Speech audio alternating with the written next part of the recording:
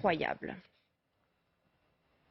Allez, c'est l'heure de notre club consacré aux derniers événements en Ukraine. À présent, j'accueille sur ce plateau pour en parler Patrick Martin-Genier. Bonjour. Bonjour. Merci d'être là, spécialiste des questions européennes et internationales, enseignant à Sciences Po Paris et à l'INALCO. Nathalie Schrin avec nous également. Bonjour, vous êtes française d'origine ukrainienne, membre de 4 associations ukrainiennes, dont des femmes ukrainiennes en France. Christian Maigrelis, bonjour à vous. Bonjour. Vous êtes ancien conseiller de Gorbatchev, auteur du livre Le naufrage de l'Union soviétique. Les choses vues aux éditions transcontinentales d'édition. Et puis nous accueillons également Pierre Grasser. Bonjour à vous.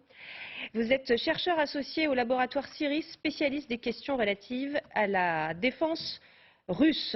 Et on commence cette émission tout de suite dans le Donbass. On sait que c'est là que se trouvent actuellement les principales difficultés pour l'armée ukrainienne. C'est Volodymyr Zelensky qui le confirme d'ailleurs lui-même dans son adresse quotidienne aujourd'hui. Et on entendra le président ukrainien dans un instant. Mais tout d'abord, on va regarder ces images, celles de frappes ukrainiennes qui ont touché ce matin le bâtiment administratif de la ville de Donetsk. Alors Donetsk, c'est la capitale officieuse en tout cas de cette région du Donbass qui est tombée entre les mains des séparatistes pro-russes depuis 2014, qui est donc dirigée par les hommes de main du régime de Moscou. Et c'est eux précisément bien sûr qui étaient visés par ces frappes ukrainiennes qui ont fait de gros dégâts aujourd'hui et plusieurs blessés. C'est ce que confirme le maire de la ville, Alexei Koulemzin. On l'écoute.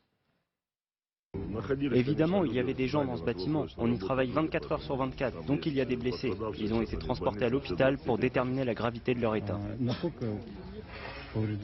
Quel est le degré de destruction du bâtiment? Le bâtiment a subi de gros dégâts, comme vous pouvez le voir. On verra si on peut continuer à y travailler, mais c'est un détail.